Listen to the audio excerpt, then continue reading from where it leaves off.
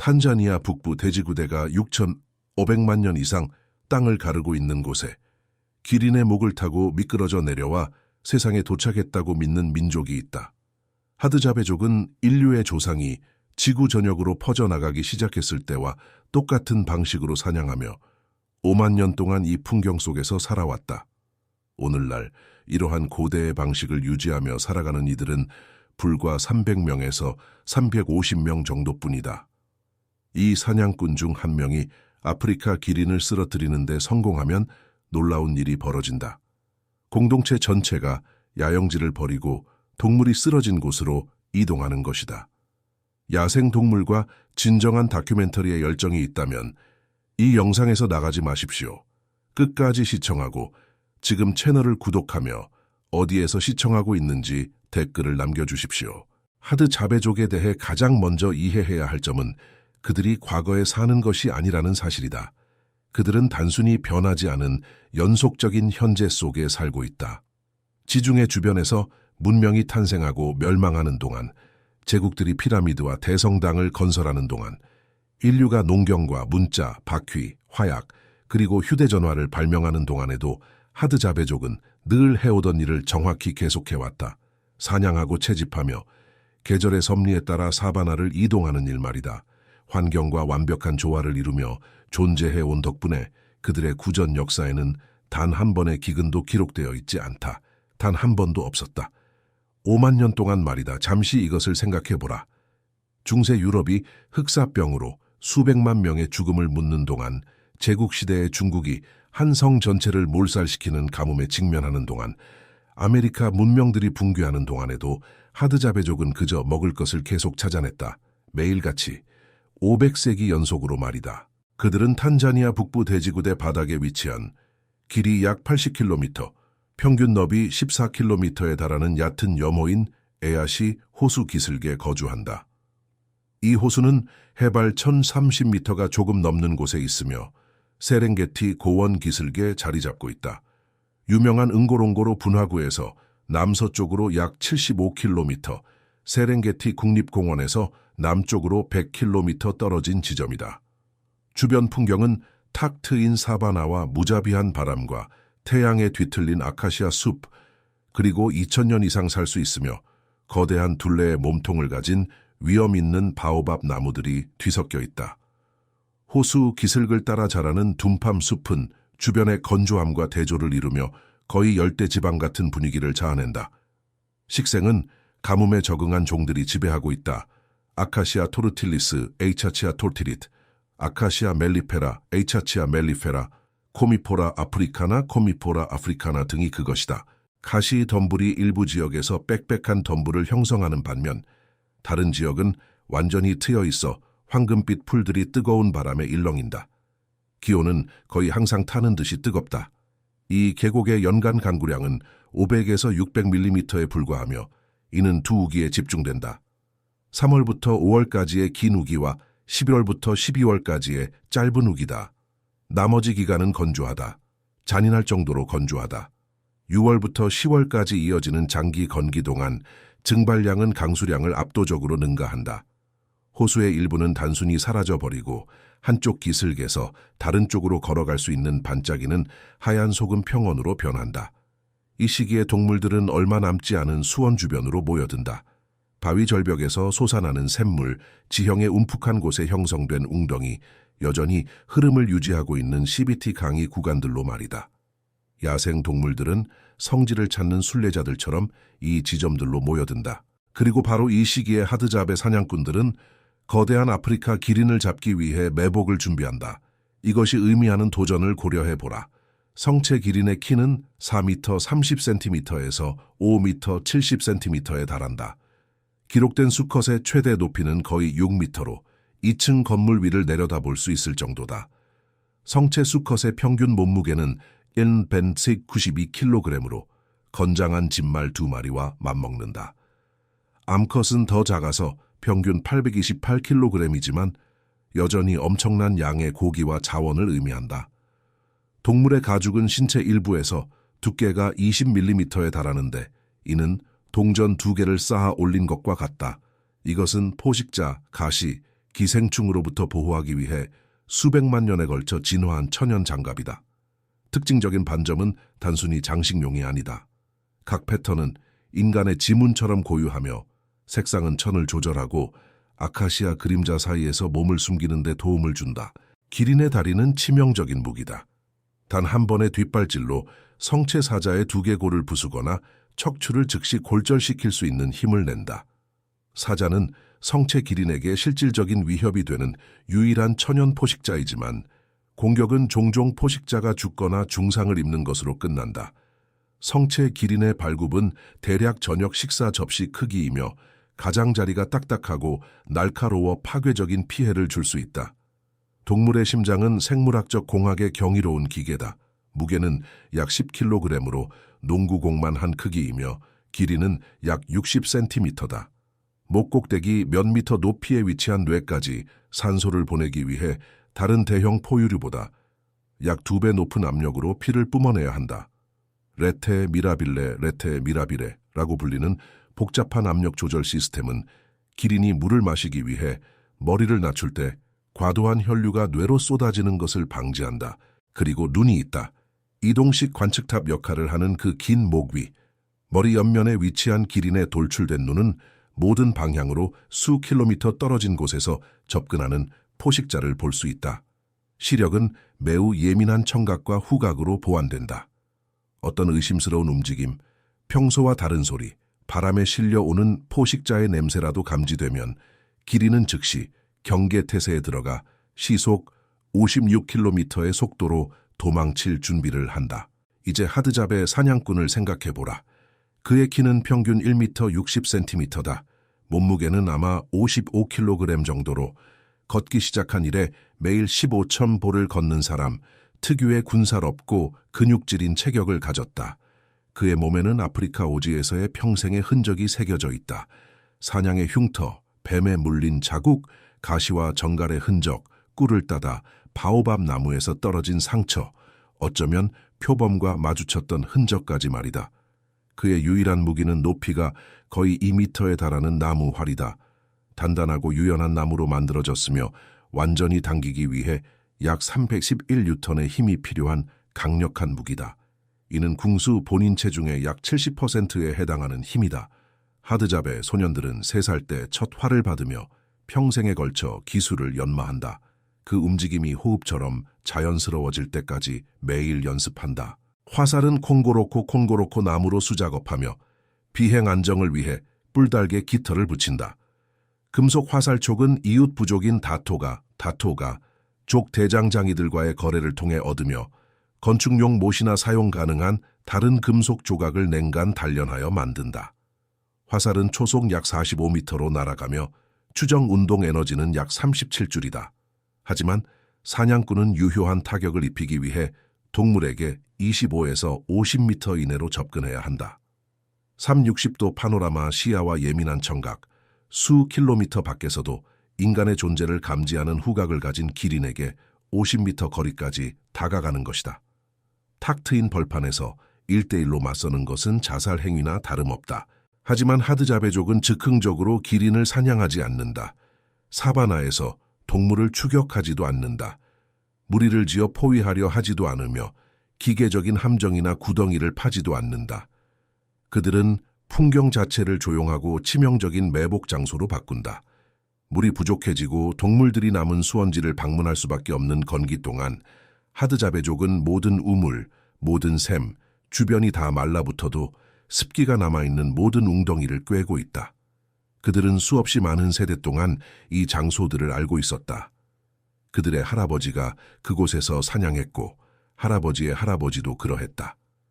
기록된 역사가 닿지 않는 먼 옛날의 조상들까지 거슬러 올라간다. 이 지식은 수천 년 동안 아버지에서 아들로 전수되었으며 지구상의 그 어떤 언어와도 닮지 않은 언어로 암호화되어 있다.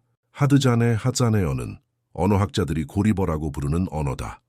수십 년 동안 연구자들은 이 언어가 클리금 흡착음을 사용한다는 이유로 남부 아프리카의 코이사노족과 함께 분류하려 했다.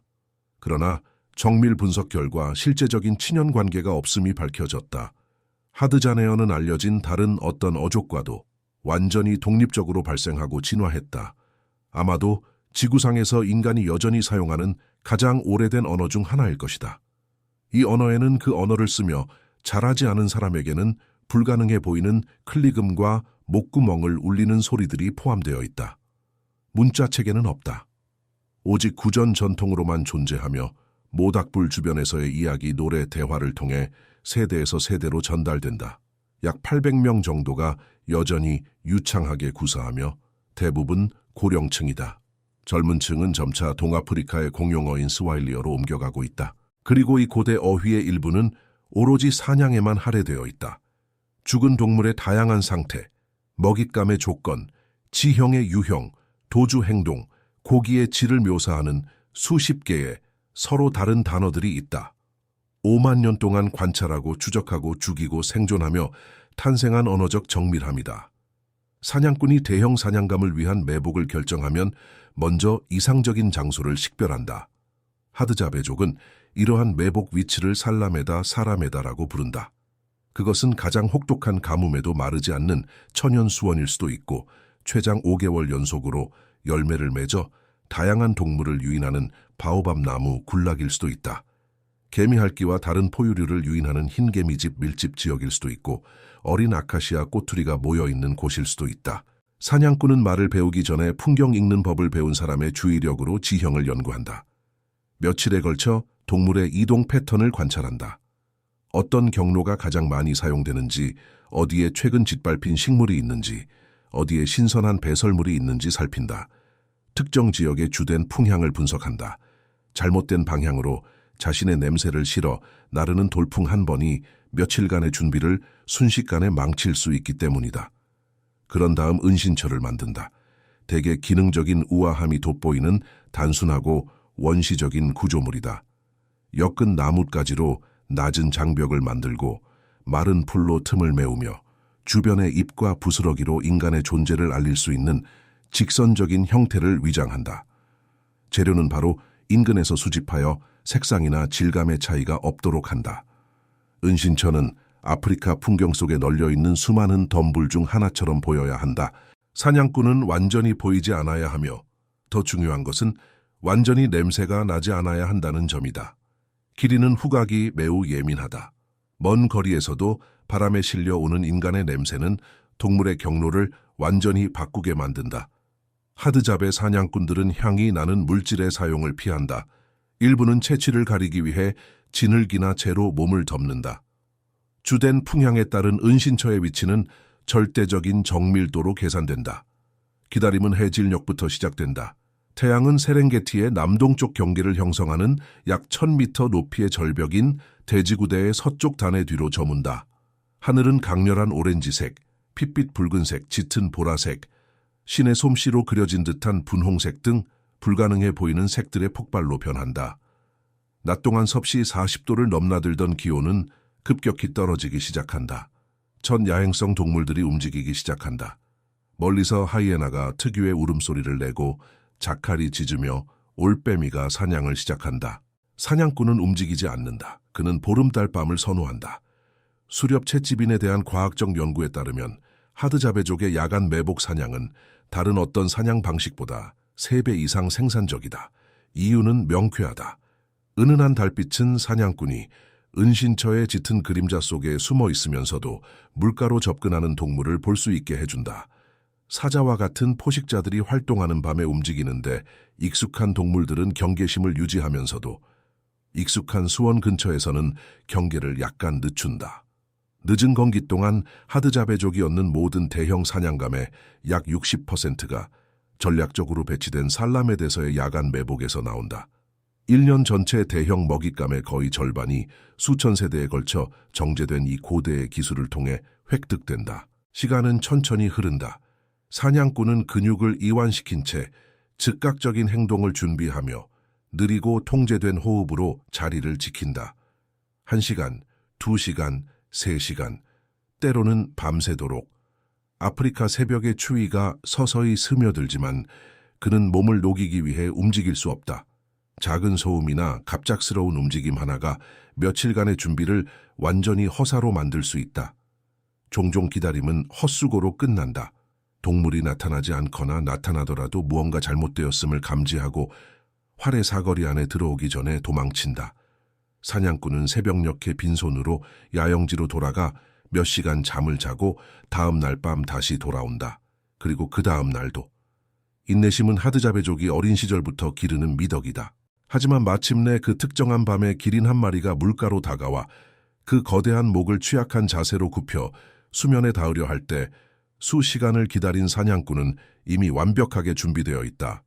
그의 활은 한계까지 당겨져 있고 팔과 등 근육은 어린 시절부터 수천 번 해온 일인 듯 351N의 장력을 가볍게 지탱하고 있다. 화살은 완벽하게 거치되어 있으며 뿔딱 깃털이 콩고로코 나무 화살대를 안정시키고 있다. 금속 화살촉이 달빛 아래 희미하게 빛난다. 이것은 평범한 화살이 아니다. 사냥 며칠 전 하드잡의 사냥꾼은 결정적인 차이를 만드는 독을 준비했다. 가장 전통적이고 많이 사용되는 독은 사막의 장미에서 추출한다. 학명이 아데니움 오베숨, 에이데니움 오베숨인 이 다육식물을 하드자베족은 판주코라고 부른다. 건조한 환경에서 물을 저장하기 위해 부풀어 오른 구근 형태의 몸통, 매끄럽고 빛나는 껍질, 그리고 그 아름다움이 거의 인공적으로 보일 정도로 화려한 분홍색이나 붉은색 꽃을 가진 비범한 식물이다. 이 식물의 모든 부분은 극도로 유독하다. 이 식물은 하드자베 지역의 몇몇 특정 장소에서만 자란다. 주요 공급원은 에야시 호수 남동쪽 기슭의 한 섬으로 그곳의 특수한 토양과 습도 조건이 이 다육식물의 번식을 가능하게 한다. 사냥꾼들은 치명적인 무기로 변모시킬 원료를 채집하기 위해 주기적으로 그곳까지 여행하며 때로는 며칠을 걷기도 한다. 추출 과정은 고되며 세대 간에 전수된 정확한 지식을 요구한다. 먼저 사냥꾼은 식물의 가지를 자르거나 몸통에 붙은 과육을 으깬다. 일부는 금속날을 제거한 도끼의 나무 끝을 임시 절구공이로 사용한다. 식물은 하얀 우유 빛깔의 수액에 완전히 젖은 섬유질 덩어리가 될 때까지 반복적으로 두들겨진다. 그 즙은 조심스럽게 용기에 짜내어진다. 종종 가족이 매일 식사를 준비하는 것과 같은 요리용 냄비가 사용된다.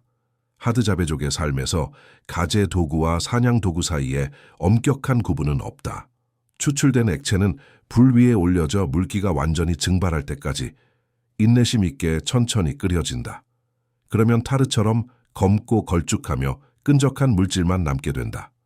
작업이 끝나면 냄비는 깨끗한 물로 철저히 씻어낸다. 야영지의 여성 중 한 명이 혀끝으로 테스트한다. 여전히 쓴맛이 나면 쓴맛이 완전히 사라질 때까지 세척을 계속한다. 쓴맛이 완전히 사라지면 냄비는 다시 음식을 조리하는 용도로 정상 사용된다. 이는 현대적인 감수성으로는 경악스러울 수 있는 실용성이지만 수천 년 동안 사고 없이 완벽하게 작동해 온 방식이다. 검은 독덩어리는 찰흙처럼 빚어지며 공 모양으로 만들어 몇 주 또는 몇 달 동안 효능을 잃지 않고 휴대할 수 있다.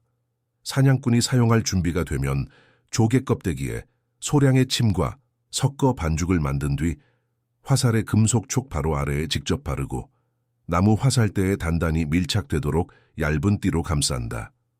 하드자베족이 사용하는 다른 종류의 독들도 있다.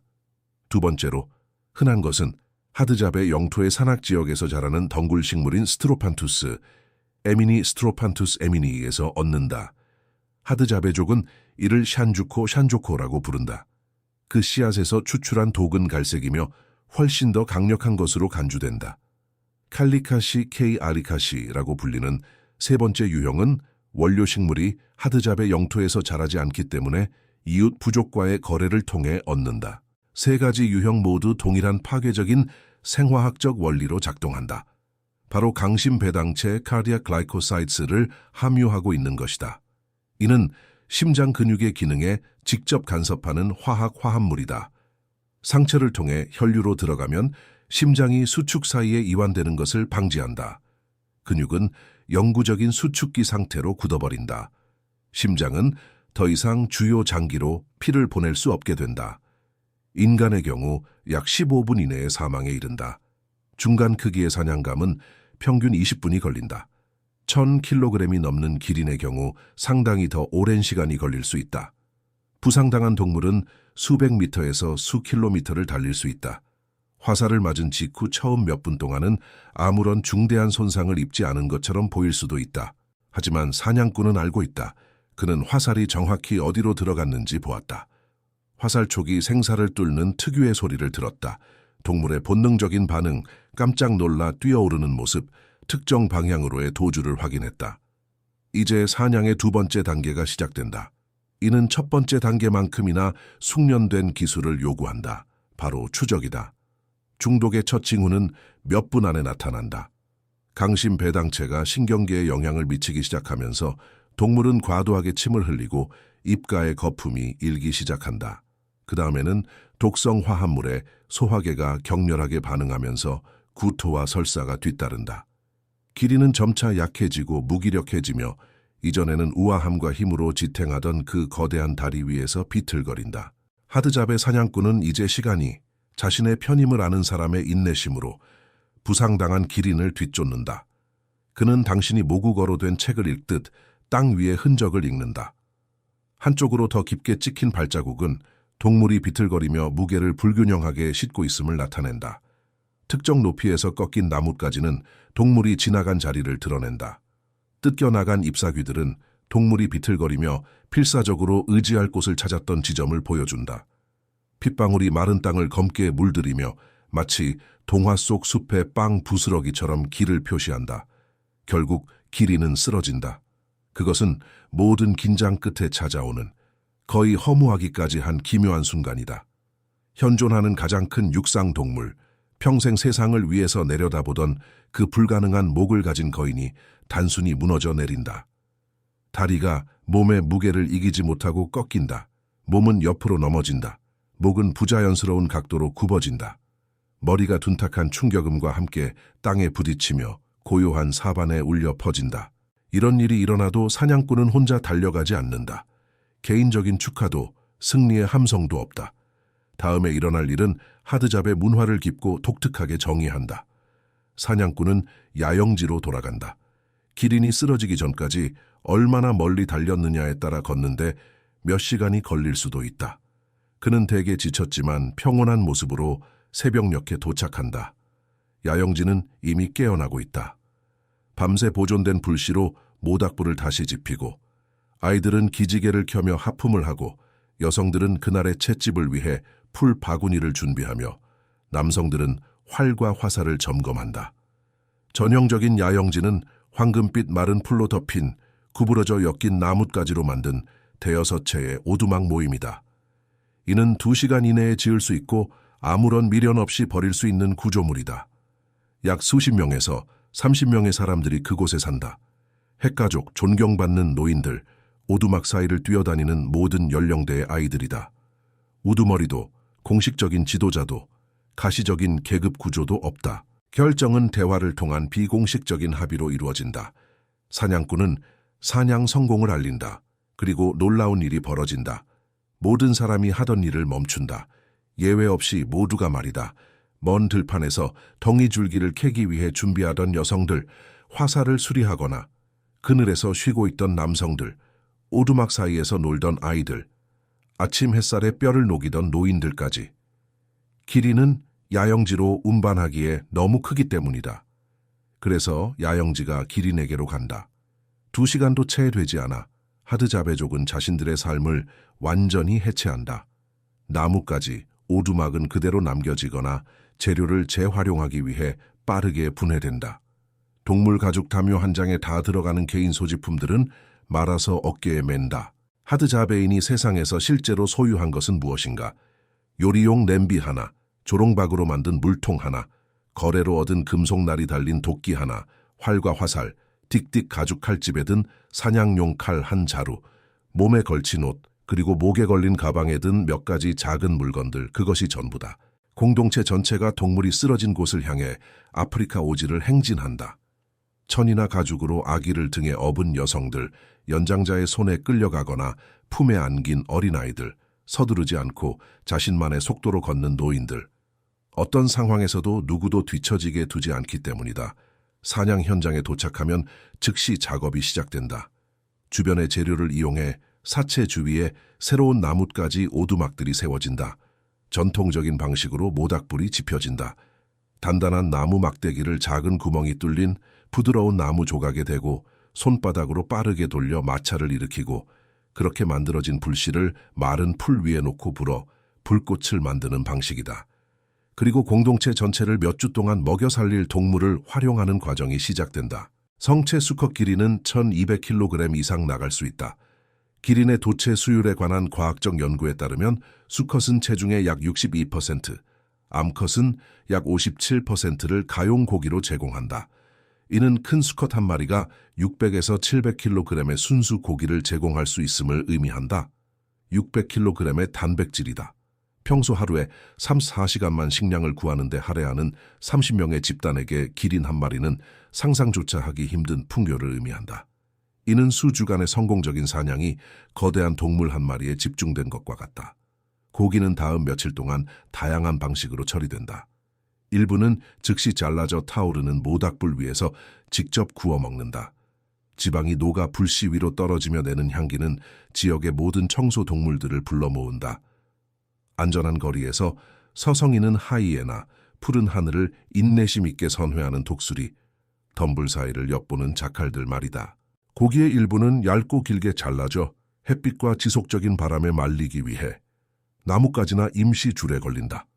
이 과정은 빌통이라 불리는 아프리카식 육포를 만들어내며 이는 사바나의 극심한 더위 속에서도 냉장 시설 없이 몇 주 또는 몇 달 동안 보관할 수 있다. 말린 고기는 수분 대부분을 잃지만 필수 단백질과 영양소는 보존한다.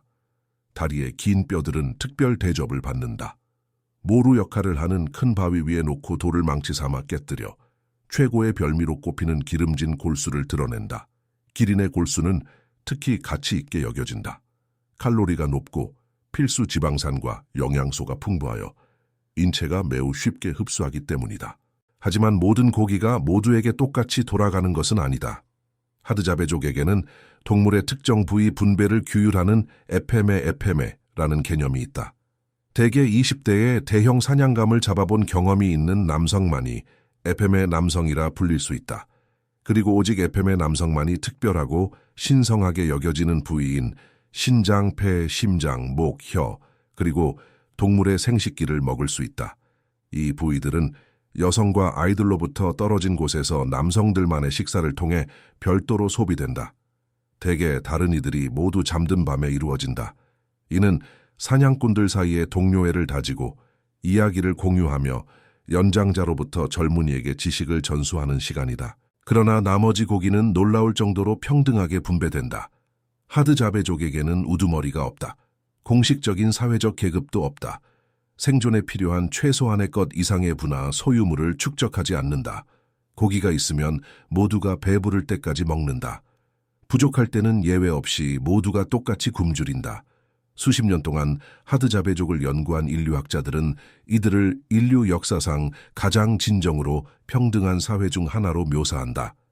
인류학자 제임스 우드번은 하드자베족이 평등에 집착하며 권력, 부, 지위의 차이가 깊게 뿌리박힌 사회적 규범에 의해 체계적으로 전복된다고 기록했다. 독이 혈류로 들어간 원래의 상처 부위는 조심스럽게 제거하여 버려야 한다. 강심 배당체는 대량으로 섭취할 경우 위험할 수 있기 때문이다.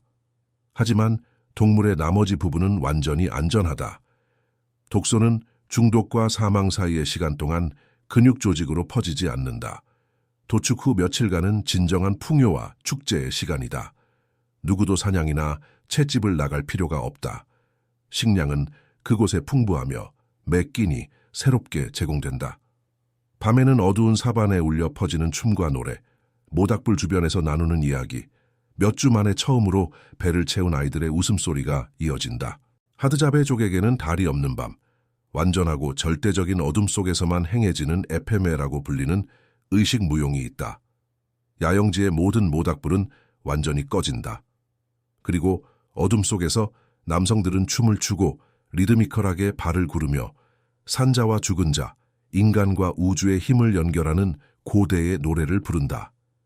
이 우주론의 중심에는 이쇼코와 하이네라는 신화적 인물이 있다. 하드자베족에 따르면 옛날에는 하늘이 땅 아래에 있었다. 이쇼코와 하이네는 하늘과 땅을 두 장의 가죽처럼 말아서 위치를 바꾸어 하늘을 우리 위에 두었다. 이 인물들은 또한 인간에게 불을 다루는 법을 주었고 앉는 법, 살 곳을 선택하는 법, 어떤 음식을 먹을 수 있는지를 가르쳐 주었다. 이쇼코는 태양이며 여성적이다. 그녀의 남편인 하이네는 달이며 남성적이다. 하지만 하드자베족의 현대적 실상은 이러한 묘사보다 훨씬 덜 목가적이다.